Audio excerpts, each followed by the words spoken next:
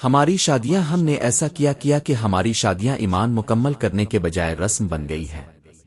دلہن کا نیم برہنہ لباس نامحرم مردوں کا عورتوں کو مختلف ذرائعوں سے فوکس کر کے کمرے میں بند کر کے فلمیں بنانا اور باپ بھائی کی غیرت کے کان پر جوں تک نہ رینگنا۔ عورتوں اور بعض دیندار گھرانوں میں بھی اس موقع پر حیا کا جنازہ اٹھتا نظر آتا ہے کہ دل خوف سے کانپ جاتا ہے۔ مووی میکر فوٹوگرافر ایسے بن ٹھن کر شادی کے پروگرام میں آتے ہیں جیسے شادی ہی ان کی ہو۔ نہ جانے اب کی عزت کیسے گوارا کر جاتی ہے کہ ایک غیر مرد اب کی نئی نویلی دلہن کو اب سے پہلے دیکھے اور مختلف سٹالوہے سے اس کا فوٹو سیشن کرے۔ افسوس، اب تو ایسے رنج و غم کا وقت ہے کہ کس چیز کو رویا جائے۔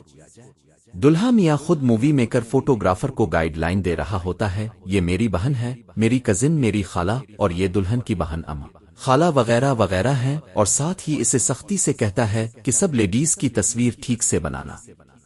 لمحہ فکریہ تو یہ ہے کہ جو بندہ جتنا غریب ہے وہ اتنا ہی زیادہ پیسہ ان گناہ کی رسموں پر خرچ کرتا ہے، خواہ الفادیار ہی کیوں نہ لینا پڑے۔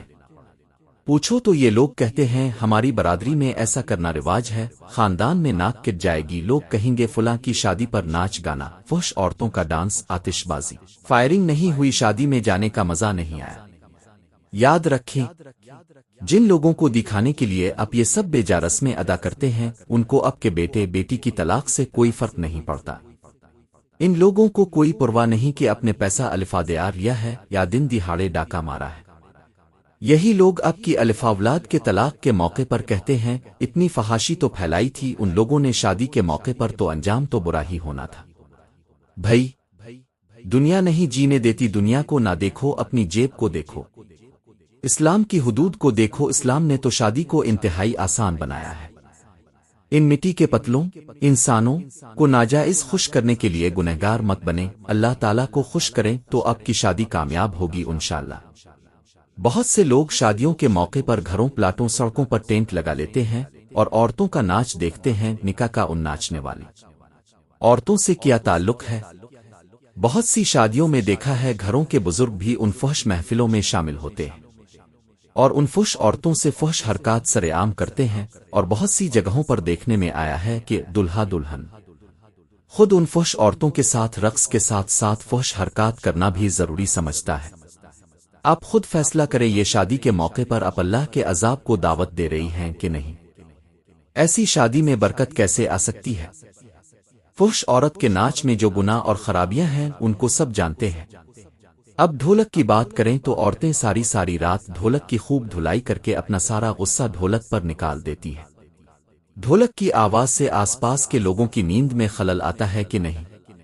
ڈھولک سے دل کو راحت نہیں ملتی تو بڑے بڑے سپیکر لے کر اس پر ساری رات اور سارا دن گانے لگائے جاتے ہیں کہ پورے شہر کو پتہ چل جائے یہاں شادی کی تقریب ہو رہے ہے۔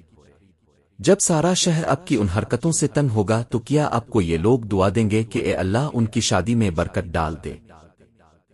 بہت سے بیمار ایسے بھی ہیں جو بیچارے اپنی ہی کھانسی کی آواز برداشت نہیں کر سکتے، تو کیا وہ آپ کے گھر لگے دیواروں جتنے سپیکروں سے نکلتی ہوئی گانوں کی آوازیں برداشت کر پائیں گے؟ اندازہ کریں کہ وہ بیمار انسان آپ کو کتنی بد دعائیں دے گا۔ ایسی شادی میں برکت کیسے آئے گی؟ پیغام کا مقصد صرف یہ ہے کہ شادی کو آسان بنائیں۔ فضول رسم و رواج کے جھنجٹ کی وجہ سے بہت سے غریب گھروں کے نوجوان لڑکے لڑکیاں بھی غیر شادی شدہ بیٹھے ہیں۔ بزرگوں سے ہاتھ جوڑ کر گزارش ہے ان فضول رسم و رواج کو اپنی زندگی ہی میں ختم کر جائیں، نہیں تو قبروں میں عذاب کا باعث بنے گا۔ حیا کی ترویج۔ ایمانی زوال کے اس دور میں ہمیں قرآن و سنت رسول کی طرف رجوع کرنا ہے اور اپنے مردوں اور عورتوں میں حیا کے وہ بیج بونے کی کوشش کرنا ہے جو معاشرے کو واپس پاکیزگی کے اس معیار کے قریب لے آئیں جو اہل بیت و صحابہ کرام رضوان اللہ علیہم اجمعین کے دور کا خاصہ تھا۔ گھر کے اندر مرد نگران ہے، اس کی بنیادی ذمہ داری ہے کہ وہ اپنی اور گھر والوں کے لیے صحیح تعلیم کا بندوبست کرے۔ حقیقت یہ ہے کہ تقدس النسواں کا محافظ دراصل مرد ہی ہے۔ اگر مرد اپنی ذمہ داری سے آگاہ ہو جائیں تو معاشرے سے ان برائیوں کا خاتمہ ہو جائے جو عورتوں کی بیماری کی وجہ سے پیدا ہوتی ہے۔ لیکن ہوتا ایسا ہے جو مرد غیرت کا پیکر بنا ہوتا ہے، اس کی غیرت بھی ایسے موقعوں پر پتہ نہیں کہاں غائب ہو جاتی ہے۔ اکثر نے بس یہی بات رٹی ہوتی ہے کون سا شادی روز روز ہوگی۔